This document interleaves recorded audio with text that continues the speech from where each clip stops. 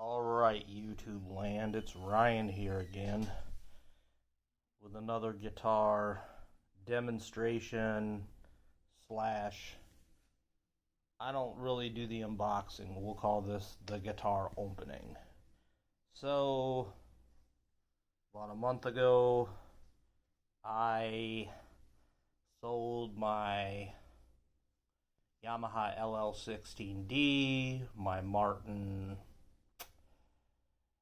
Carpathian Spruce Blackwood Dreadnought, and my Guild D40.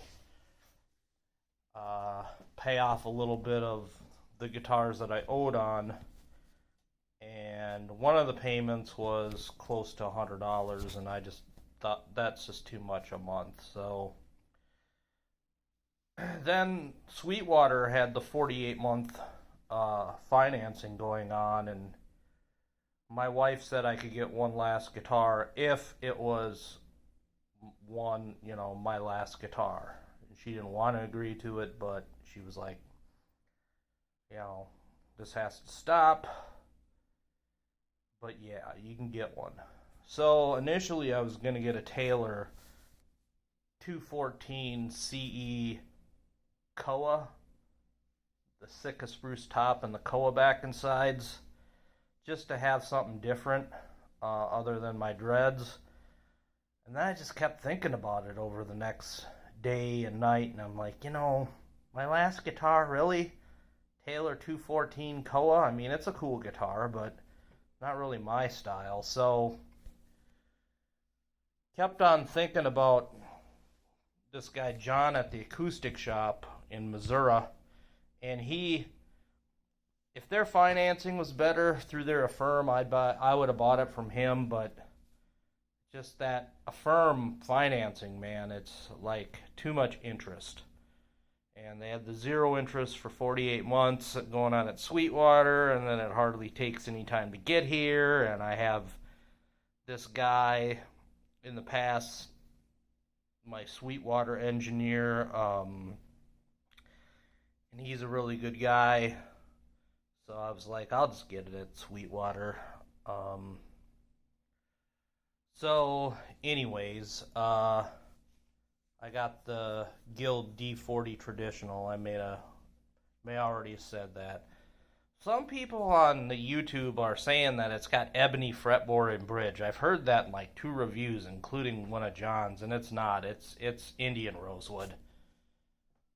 My bridge definitely looks like Indian rosewood. I mean, it's a darker, nice piece of Indian rosewood. The fretboard's pretty dark, but I can tell the difference between Indian rosewood and ebony, having been in my 20s and 30s more of an electric guitar player. I played a lot of rosewood Les Pauls, so yeah, I got this one because it was the lightest one, and the top was a little bit darker than the other ones. You're not going to see it in the video. It won't show it in the video on my D28, which has a ton of silking in it. This doesn't have that much. It has some. It's a nice piece of spruce. So this guitar is a freaking cannon. And the easiest guitar out of all my guitars to play by far. Fretwork is impeccable. I mean, they are putting out some excellent guitars out of the Guild factory. And John's right. I mean, you can't afford a Boucher, a Bourgeois. You don't want to spend that kind of money. Gallagher, which, I don't know. This probably is just as nice as a Gallagher anyways. Just go with this. I mean, you're a bluegrass player, whatever your dreadnought needs are. I played like 6-7 of the new D28s over the last couple years, and this blew every one of those out of the water. And it's not Honduran mahogany, it's African. It says that on the website, and that's what they use. Honestly, I heard that African, and I think the density is a little bit higher, so in some regards, I don't know, maybe that's better, but a nice looking piece of mahogany. Yeah, it's got you can see the tortoiseshell binding there. You can see some actual tortoiseshell. It just doesn't look black. And the tuners that Guild use are an in-house tuner, which I think is cool. I mean, you're able to make the whole guitar in-house do it. Alright, well, I've been yammering on for a little while, so I'm gonna give this one a few strums and you can hear what it sounds like.